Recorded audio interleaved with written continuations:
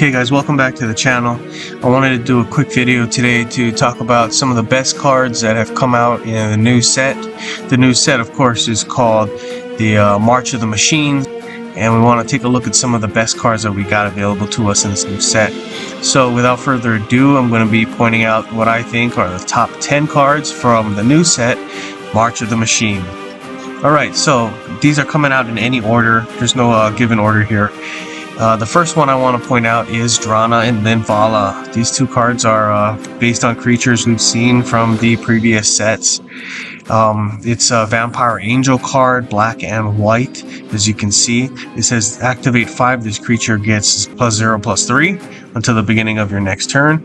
When you match an activated gem, gain 3 life, your opponent loses 3 life. So the point I want to make about this card, and I think this is what makes this card really good, is that it has this ability here. You can match an activated gem and then you'll gain 3 life and your opponent will lose 3 life. So I think this is a card that you can really build a deck around. You're going to want to put a lot of cards that have that activate ability, and if you can smash a whole lot of them throughout maybe a turn or a couple of turns, you'll be able to gain a whole lot of life, and that might be good for a planeswalker like Sorin. Sorin 1 would be good with that. He's got that ability that buffs creatures whenever you gain life. Also, some of the Ajani planeswalkers, yeah, those ones will buff if you are able to gain life. So this is a card that you can build a deck around for those kind of planeswalkers. Alright, another card that I like, I think it's a top 10 card, the Dreg Recycler. Dreg Recycler is a card that I like because it helps you with the incubator tokens. This new set has a ton of cards that will help you create incubator tokens, and these incubator tokens, of course, are going to help you to buff your creatures. And I'm thinking that these are going to be really powerful, and you're going to see a lot of them in the coming days and the coming months especially, right? So the thing with the incubator token is you have to find a way to destroy them, and this is a card that destroys incubator tokens, really. It says activate 4 black, destroy an artifact support you control. If you can't, a creature you control loses a reinforcement, then your opponent loses 3 life and you gain 3 life.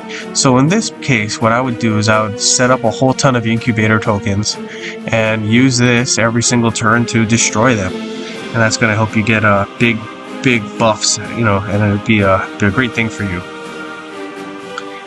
Here's the next one I think is a top 10 card in the series. This is Kami of Whispered Hopes.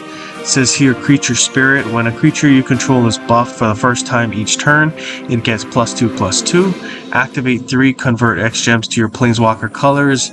X is this creature's power, and it gets can't attack, can't block until the beginning of your next turn. I like this card. I think you can really use this card and a couple of other cards to convert a ton of mana to green, or a ton of gems to green, or whatever your planeswalker color will be. This is going to be really good. What I try to do is I would try to buff this creature to be really big, and then hit those activate gems. And if you're big, if it's probably big enough, you'll probably hit one, and then the ensuing gem conversions will be so big that it'll hit the other 2. So I try to use this, try to make entire decks around this card. I'm sure it'll be pretty good. Alright, the next one I want to point out is Ghalta and Maverick. This is a really good card too. I think these guys are from the Kiora set, if I'm not mistaken. That was a really good set, one of my favorite ones. But this one here, Ghalta and Maverick, it says, when this creature attacks, you may create X vampire tokens. X is the number of creatures you control, including their reinforcements. If you don't, your first creature gets YY and gains trample. Y is the greatest power among other creatures you control. So you got 2 really good options there. They both help you to do tons of damage. I'd personally go with that first one, right? You get to make tons of vampire tokens, and then you get to make more the next turn after that. So that's probably what I would do. Good card here, real good card. This one is probably the best card in the series. Alright, here's the next one, Dijero and Hazaret. It's another good card here. I think this is from the, what set is this from? This is, so, it's slipping my mind at this moment, but this is what it says. At the beginning of combat on your turn, if you have 1 or less cards in your hand, this creature gains vigilance and haste until the beginning of your next turn. When this creature attacks, pick one of the first 4 cards from your library. If it's a legendary creature, move that card into play under your control. All cards that were not fetched this way are moved to the bottom of your library. Amonkhet, that's the one that these guys are from, Amonkhet. Anyway, you can see that there's a real good theme with this. If you can put a lot of creatures that are legendary, you're going to play this card. Then you're going to be able to dig through your library and grab some more legendary creatures and put them down. So it's a really good card. You can definitely base entire decks around this card here. Archpriest of Shadows. It says here, when this creature enters the battlefield, target creature gets 1/1. If that target is not this creature, it gains Death Touch until the end of turn. When a creature you control with Death Touch deals combat damage to your opponent's planeswalker, pick one of the top 4 non-spell cards from your graveyard, move that card into play under your control.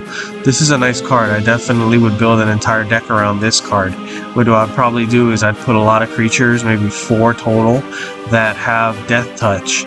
And what you're going to want to do is play this card, and hopefully you'll get other Death Touch creatures out.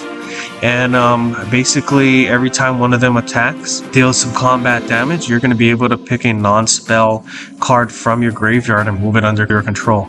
So that's going to be good. That's going to be real nice. Alright, Glisa, Herald of Predation. This is a nice one. I really like this one. You can see why.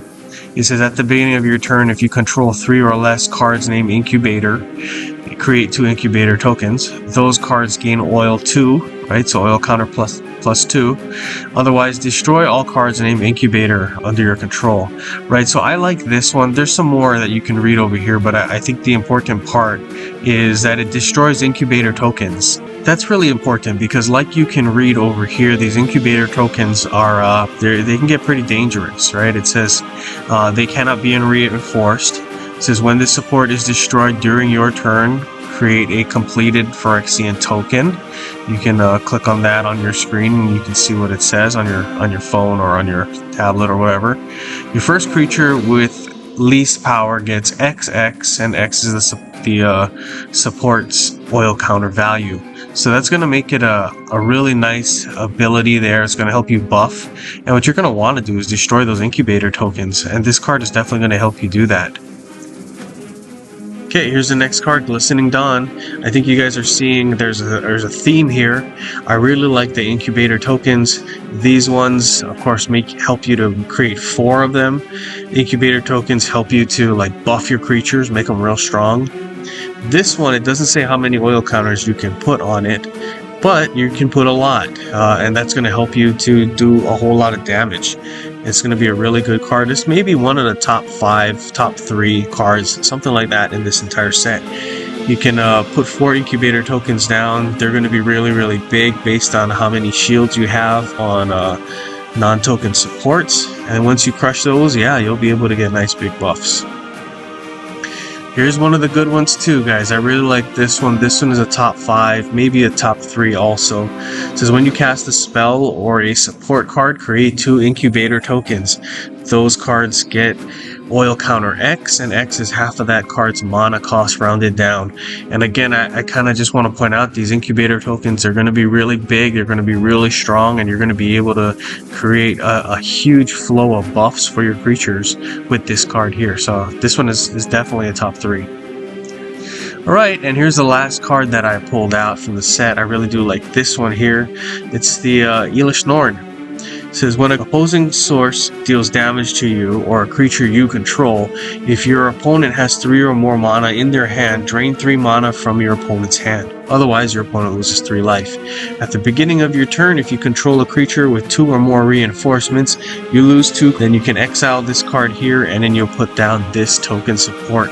It's going to be a saga, so that means you can use one of these every single turn. You can create 5 Incubator tokens with oil counter 2. Then destroy all Incubator tokens. That's good, right? We want to destroy those tokens. So this will create a nice big buff for you. And the second turn, you'll get double strike and then XX, which is a nice buff. It says right there, X is equal to 1 plus the number of their reinforcements for your creatures. Okay, so that's good. And destroy all cards that don't have the artifact, land, or Phyrexian subtypes, right? So this is good. We want to build a deck with Phyrexian cards, land cards, or artifact cards, and then this will destroy everything else. So that's really something that's going to be able to dominate the game if you're able to get that out. Okay guys, I hope you guys liked the video. Like and subscribe, it really helps the channel, and good gaming.